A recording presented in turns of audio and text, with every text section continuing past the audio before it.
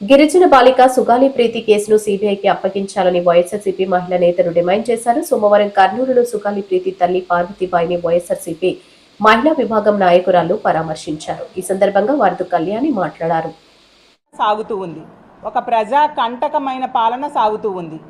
ఈ మహిళా వ్యతిరేక పాలనకు వ్యతిరేకంగా మహిళలందరినీ కలుపుకొని ఏ విధంగా ప్రభుత్వం మీద ఒత్తిడి తీసుకొచ్చి మహిళల రక్షణ కోసం ప్రభుత్వం పెద్దపీట వేసేట్టుగా చేయడం కోసం, అలాగే ఇచ్చిన హామీలన్నీ కూడా అమలు చేసేట్టుగా చేయడం కోసం ఒక కార్యాచరణ రూపొందించుకుంటూ ఈరోజు జోన్ 5కి చెందిన ఈ కడప జిల్లాకి రావడం జరిగింది.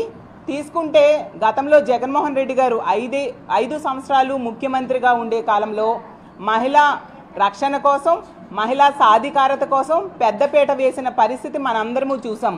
ఒక మహిళా పక్షపాత ముఖ్యమంత్రిగా జగనన్న 5 ఏళ్ళు పరిపాలించారు. ఇచ్చిన ప్రతి పథకంలో కూడా మహిళలే ఎక్కువగా లబ్ధిదారులుగా ఉండేట్టుగా మనం చూసాం. ఒక ఇల్లు ఇస్తే అది మహిళలకి ఇచ్చేవారు, ఒక పథకం ఇస్తే అది మహిళల పేరుతో ఇచ్చేవారు. అలాగే ఒక పదవుల్లో కూడా మెజారిటీ పదవులు మహిళలకే ఇచ్చిన పరిస్థితి మనం చూసాం. అసెంబ్లీలో ఏకంగా తీర్మానం చేశారు 50% మహిళలకి రాజకీయ పదవుల్లో, అలాగే వర్క్స్లో కూడా మహిళలకే రిజర్వేషన్ ఉండేట్టుగా అసెంబ్లీలో తీర్మానం చేయడం జరిగింది. గతంలో ఏ ముఖ్యమంత్రి కూడా ఇంతగా మహిళా పక్షపాత ముఖ్యమంత్రిగా ఉండే పరిస్థితి లేదు. అది ఒక్క జగన్మోహన్ రెడ్డి గారే చేశారు. ఈరోజు తీసుకుంటే కూటమి ప్రభుత్వం మహిళల్ని ఎన్నికల టైంలో జగనన్న కంటే ఎక్కువ మేలు చేస్తానని మభ్యపెట్టి ఓట్లు వేయించుకొని 164 సీట్లతో అధికారంలోకి వచ్చి నెట్ట నిలువుగా ఈరోజు మోసం చేయడం జరిగింది. 15 నెలలైనా ఏ ఒక్క పథకం కూడా సరిగ్గా అమలు చేయని పరిస్థితి మనం చూస్తూ ఉన్నాం. మళ్ళీ తిరిగి చంద్రబాబు నాయుడు గారు మంత్రులు చెప్తూ ఉన్నారు, సూపర్ 6లు సూపర్ హిట్ అని చెప్తూ ఉన్నారు. వాళ్ళకి నేను ఒకటే ప్రశ్నిస్తూ ఉన్నాను, మరి మహాశక్తి అనే పథకం పెట్టారు ఆడబిడ్డ నిధి కింద. ప్రతి నెల 1500 రూపాయలు 19 సంవత్సరాల నుంచి 59 సంవత్సరాల మధ్య ఉన్న మహిళలకి ఇస్తామని చెప్పి, మరి 15 నెలలు అయింది కదా, ఏ ఒక్క మహిళకైనా మీరు ఆడబిడ్డ నిధి ఇచ్చారా అని నేను అడుగుతున్నాను. మరి సూపర్ 6 ఎలా సూపర్ హిట్ అవుతుంది అని నేను అడుగుతూ ఉన్నాను. అలాగే ఫ్రీ బస్సులో 11 రకాల బస్సులకు అవకాశం ఇవ్వకుండా కేవలం 5 రకాల బస్సుల్లో ఎక్కే అవకాశం ఇచ్చిన మీరు ఫ్రీ బస్ పథకం ఎలా సూపర్ హిట్ అవుతుంది అని నేను అడుగుతూ ఉన్నాను. అలాగే తీసుకుంటే మొట్టమొదటి సంతకం నిరుద్యోగ భృతి, అలాగే 20 లక్షల ఉద్యోగాలు ఇస్తానని చెప్పారు. ఈరోజు మొదటి సంతకానికే దిక్కులేని పరిస్థితి ఉంది. ఎందుకంటే ఒక్క నిరుద్యోగకైనా మీరు నిరుద్యోగ భృతి ఇచ్చారా, ఒక్క ఉద్యోగమేనా ఒక నిరుద్యోగికి ఇచ్చారా అని నేను అడుగుతున్నాను. మరి సూపర్ 6 ఎలా సూపర్ హిట్ అవుతుంది అని నేను అడుగుతూ ఉన్నాను. అలాగే రైతులకి అన్నదాత సుఖీభవ అని పేరు పెట్టారు. మొత్తం కేంద్రంతో సంబంధం లేకుండా 20,000 రూపాయలు ఇస్తానని చెప్పి ఎన్నికల టైంలో చెప్పి ఈరోజు కేంద్రంతో కలిపి ఇస్తానని చెప్పడమే కాకుండా మొదటి ఏడాది ఎగ్గొట్టి ఇప్పుడు కేవలం 5,000 రూపాయలు రైతుల అకౌంట్లో వేసి చేతులు దులుపుకునే పరిస్థితి ఉంటే ఎలా సూపర్ 6 సూపర్ హిట్ అవుతుంది అని నేను అడుగుతూ ఉన్నాను. అలాగే ఒక్క మహిళకైనా మీరు రేషన్ కార్డులు ఇచ్చారా అని నేను అడుగుతూ ఉన్నాను. ఉన్న ఫంక్షన్స్ ఈరోజు తీసేయడంతో ఎంతమంది రోడ్డెక్కి నిరసన తెలియజేస్తున్నారో మనం చూస్తూ ఉన్నాం. వికలాంగులకైతే చాలా దారుణంగా వాళ్ళ ఫంక్షన్స్ కోత కోయడానికి వీళ్ళు పూనుకోవడంతో ఎంత ఘోరంగా వాళ్ళు బాధలు పడుతూ ఉన్నారు ఈ రాష్ట్ర ప్రజలందరూ కూడా చూస్తూ ఉండే పరిస్థితి మనం చూసాం. అలాగే 3 గ్యాస్ సిలిండర్స్ ఉచిత గ్యాస్ సిలిండర్స్ అని చెప్పారు. మొదటి ఏడాది తీసుకుంటే ఒక్కటి మాత్రమే ఇవ్వడం జరిగింది. మరి సూపర్ 6 సూపర్ హిట్ ఎలా అవుతుంది అని అడుగుతూ ఉన్నాను.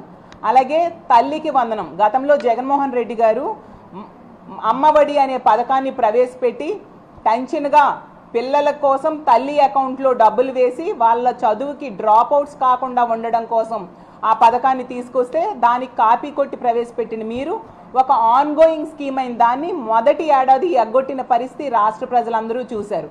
మరి సూపర్ 6 అనేది సూపర్ హిట్ ఎలా అవుతుంది చంద్రబాబు నాయుడు గారు అని నేను అడుగుతూ ఉన్నాను. ఈ విధంగా అన్ని పథకాలు కూడా తూట్లు పొడుస్తూ, ఇచ్చిన హామీలకి తూట్లు పొడుస్తూ సూపర్ 6లు సూపర్ హిట్ అని మళ్ళీ ప్రజలు మభ్య పెట్టడానికి ఏ మొహం పెట్టుకొని మీరు చెప్తూ ఉన్నారు? ఇలా అడుగడుగునా కూడా ప్రజల్ని మోసం చేయడమే పనిగా మీరు పరిపాలన సాగుతూ ఉండే పరిస్థితి మనం చూస్తూ ఉన్నాము. అలాగే తీసుకుంటే మహిళల రక్షణ ఈ కూటమి అధికారంలోకి వచ్చే గాలికి వదిలేశారు. చంద్రబాబు నాయుడు గారు అంటారు, ఏ ఒక్క మహిళ మీదైనా చేయ వేస్తే, ఎవరైనా చేయ వేస్తే అదే వాళ్ళకి చివరి రోజు అంటున్నారు. కానీ తెలుగుదేశం పార్టీ నాయకులు, తెలుగుదేశం పార్టీ కార్యకర్తలు, తెలుగుదేశం పార్టీ ఎమ్మెల్యేలే మహిళల్ని వేధిస్తూ ఉండే పరిస్థితి ఈ రాష్ట్రంలో నెలకొనడం మనందరము చూస్తూ ఉన్నాం. మరి చంద్రబాబు నాయుడు గారు ఏ ఒక్క మనిషికి కూడా చివరి రోజు చేయలేదు. మరింతగా మహిళల మీద అఘాయిత్యాలు పెరిగేట్టుగా మద్యం పాలసీని తీసుకొచ్చిన పరిస్థితి మనం చూసాం. ఈరోజు ఈ ప్రభుత్వం అధికారంలోకి వచ్చాక 70-80 వేల బెల్ షాప్స్ ఈ రాష్ట్రంలో కనిపిస్తూ ఉన్నాయి. మద్యం ఏరులై పారుతూ ఉండే పరిస్థితి. ప్రభుత్వమే అఫీషియల్గా పెర్మిట్ రూములు పెట్టుకోవడానికి మద్యం షాప్స్ పక్క 5 లక్షలు కడితే చాలు పెర్మిట్ రూమ్స్ పెట్టుకునేట్టుగా వాళ్ళకి అవకాశం ఇచ్చింది అంటే ఎంత దారుణంగా మద్యం తాగడాన్ని వీళ్ళు ప్రోత్సహిస్తూ ఉన్నారో మనం అర్థం చేసుకోవచ్చు. ఈ కూటమి ప్రభుత్వం అధికారంలోకి వచ్చాక మద్యం అమ్మకాలు 9% పెరిగాయి. అంటే ప్రజలు తాగి వాళ్ళ ఆరోగ్యాన్ని పాడు చేసుకోవడమే కాకుండా ఎంతోమంది ఈ తాగుడికి బానిసై మహిళల మీద అఘాయిత్యాలు చేస్తూ ఉండే పరిస్థితి మనం చూస్తూ ఉన్నాము. అలాగే గంజాయి 100 రోజుల్లో రూపుమాపుతామనేసి హోమ్ మినిస్టర్ గారు అలాగే లోకేష్ గారు మొదట్లో చెప్పడం జరిగింది, డప్పేసుకొని చెప్పారు. ఈరోజు తీసుకుంటే గంజాయి ఎక్కడ పడితే అక్కడ కనిపిస్తూ ఉండే పరిస్థితి. సాక్షాత్తు హోమ్ మినిస్టర్ నివాసం ఉంటున్న విశాఖపట్నంలోనే గంజాయి ఉత్పత్తి జరుగుతుంది. అలాగే గంజాయి రవాణా తన సొంత నియోజకవర్గమైన పాయకరావుపేట మీదుగా జరుగుతూ ఉండే పరిస్థితి మనం చూస్తూ ఉన్నాం. ఈరోజు గంజాయి విచ్చలవిడిగా దొరకడమే కాకుండా డ్రగ్స్ గతంలో ఎన్నడూ లేనట్టుగా ఈ కూటమి ప్రభుత్వం